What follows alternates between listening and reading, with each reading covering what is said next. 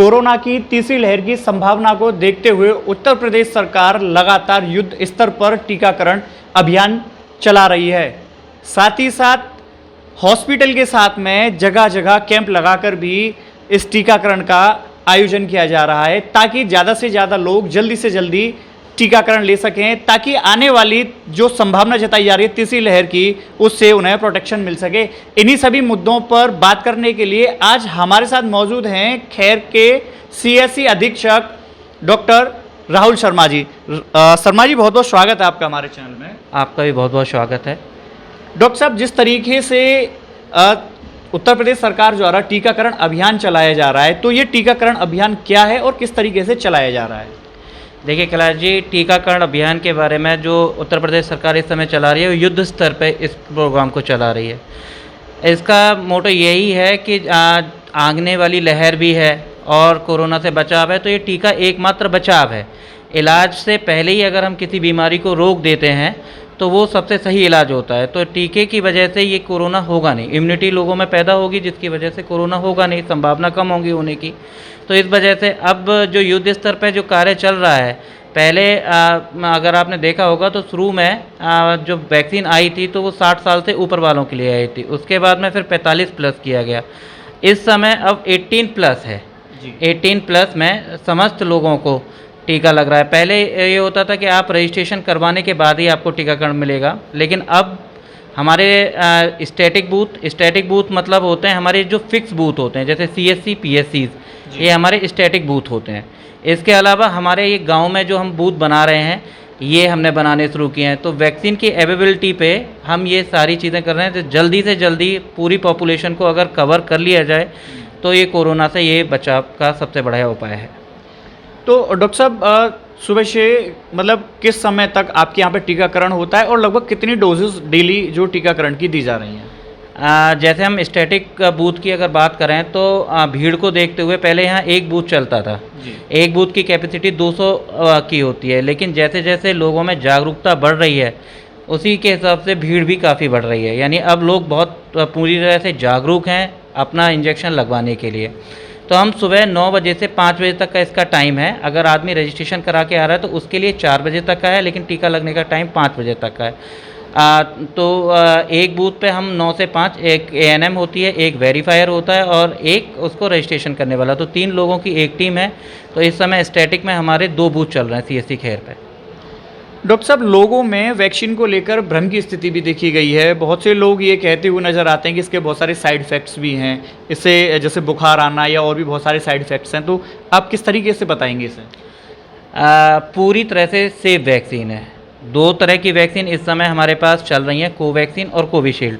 दोनों की efficacy more than 80% है और दोनों पूर्ण रूप से सेफ हैं। आप भी देख रहे होंगे कहीं भी कोई सीवियर AEFI यानी कोई रिएक्शन वाला केस हमारे पास आज तक नहीं आया, ना ही खैर में अभी तक कोई भी केस इसका रजिस्टर्ड हुआ है। हल्का फुल्का बुखार वगैरह आना रहे होंगे, कहीं भी कोई सीवियर AEFI यानी कोई रिएक्शन वाला केस हमारे पास आज तक नहीं आया, ना ही खैर में अभी तक कोई भी केस इसका रजिस्टर्ड हुआ है। हल्का फुल्का बुखार वगैरह आना एक आम बात है, जो कि हर वैक्सीन में आना होता है, क्योंकि उससे एक तरह से बॉडी में अगर रिएक्शन होती है तो ये एक रिएक्शन ही है, तो बुखार उसकी वजह से आ जाता है। बाकी जो इंजेक्शन साइट है इंट्रामस्कुलर है, तो थोड़ा हो सकता है इंजेक्शन साइट पर दर्द हो। इसके अलावा कोई इसका और कोई विपरीत प्रतिकूल इफेक्ट नहीं है।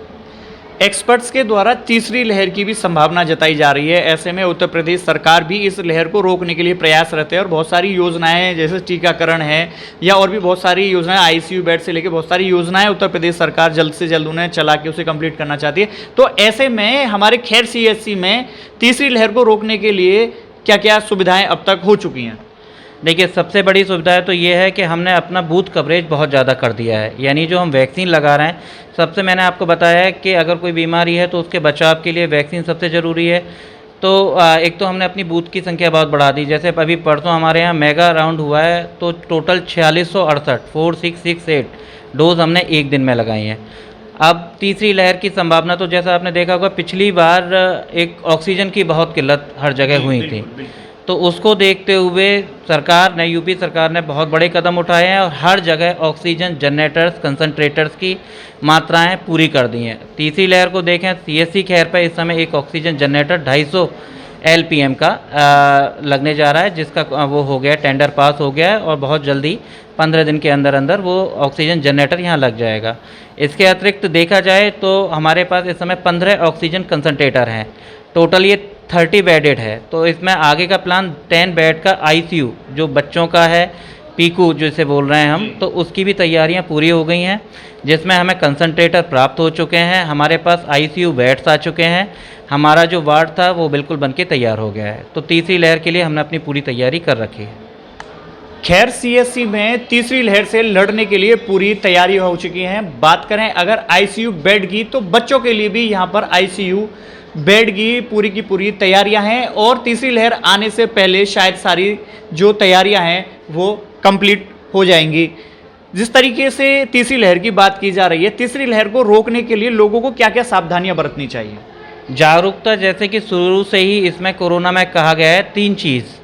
सोशल डिस्टेंसिंग वो हमेशा ही पालन करनी है, वो चाहे पहली लहर में थी तब भी हमने यही किया था, जो हमने लॉकडाउन लगाया था उसमें बस ये मेन चीज़ जो 3 हैं, सोशल डिस्टेंसिंग, बार बार साबुन से हाथ धोना और मास्क का हमेशा उपयोग करना, क्योंकि ये एनवायरनमेंट में फैल रही है, मैन टू मैन फैल रही है, सबसे वो हो रही है, तो इसकी वजह से मास्क हमें इससे बहुत बचाव देता है। और बाकी अपना सोशल डिस्टेंसिंग सबसे मेन चीज़ है कि सोशल डिस्टेंसिंग आप अपनी रखें, कम से कम 3 फीट जो है उसका अपना पालन करें। उसके अलावा हाथ, क्योंकि अगर कोई सरफेस है, ये चीज़ तो हमने एक तरह से एटमॉस्फेयर में जो हम आपस में मिल रहे हैं, कुछ चीज़ें होती हैं सरफेस से फैलती है।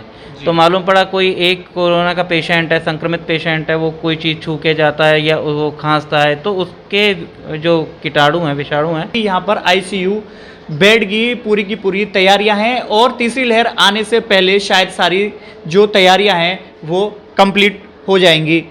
जिस तरीके से तीसरी लहर की बात की जा रही है, तीसरी लहर को रोकने के लिए लोगों को क्या क्या सावधानियां बरतनी चाहिए? जागरूकता, जैसे कि शुरू से ही इसमें कोरोना में कहा गया है 3 चीज़।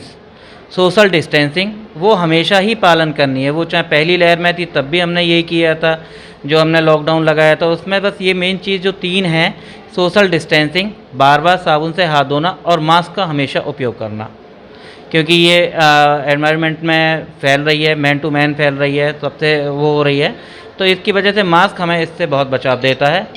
और बाकी अपना सोशल डिस्टेंसिंग सबसे मेन चीज़ है कि सोशल डिस्टेंसिंग आप अपनी रखें, कम से कम 3 फीट जो है उसका अपना पालन करें। उसके अलावा हाथ, क्योंकि अगर कोई सरफेस है, ये चीज़ तो हमने एक तरह से एटमॉस्फेयर में जो हम आपस में मिल रहे हैं, कुछ चीज़ें होती हैं सरफेस से फैलती है।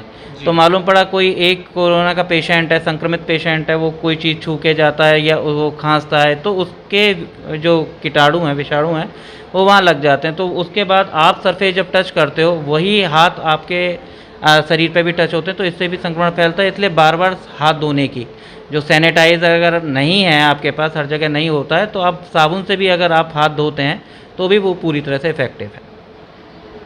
अगर आपके पास में सैनिटाइज़र की व्यवस्था नहीं है तो कोरोना से बचाव के लिए साबुन का तो प्रयोग बार बार करते रहें, कहना है डॉक्टर राहुल शर्मा का। राहुल जी, आप देशवासियों को, प्रदेशवासियों को क्या संदेश देना चाहेंगे? मेरी तरफ से बस सभी का यही संदेश है कि अधिक से अधिक संख्या में किसी भी जो अफवाहें उन पर ध्यान ना देते हुए जल्द से जल्द अपने घर वालों का वैक्सीनेशन करवाएं। साथ ही जो हमेशा की तरह ये 3 चल रहे हैं पॉइंट, हमेशा मास्क का उपयोग करें। मास्क अगर आपके पास नहीं है तो कोई भी आप गमछा वगैरह अपना यूज़ कर सकते हैं। सोशल डिस्टेंसिंग का पालन करें। जैसे ही लॉकडाउन अगर खुला तो एकदम बाज़ारों में जो भीड़ उमड़ रही है वो थोड़ा गलत है, उससे हमें बचना चाहिए, हमें खुद भी बचना चाहिए। और साथ में हम जो भी हैं, अगर हम थोड़ा सा भी बीमार पड़ रहे हैं या कोरोना के हमें लगता है लक्षण हैं, तो जल्द से जल्द अपने प्राथमिक स्वास्थ्य केंद्र, हर जगह ये सुविधा इस समय 24 आवर्स में चल रही है। जैसे रेलवे स्टेशन हो गए, वहाँ हो गए, तो ये कोरोना की टेस्टिंग हर जगह चल रही है। तो तुरंत अपना जांच कराएं, जिससे कि संक्रमण की चेन को तोड़ा जा सके। यानी कि कोरोना से लड़ने के लिए सोशल डिस्टेंसिंग बहुत ही ज़्यादा ज़रूरी है, जिसको बखूबी डॉक्टर साहब ने बताया है। तो ये थे हमारे साथ CSC के अधीक्षक डॉक्टर राहुल शर्मा। जुड़े रहिए, फिर जल्द मिलते हैं एक नई शख्सियत के साथ। आप देख रहे हैं सक्षम न्यूज इंडिया, सबसे पहले सबसे तेज।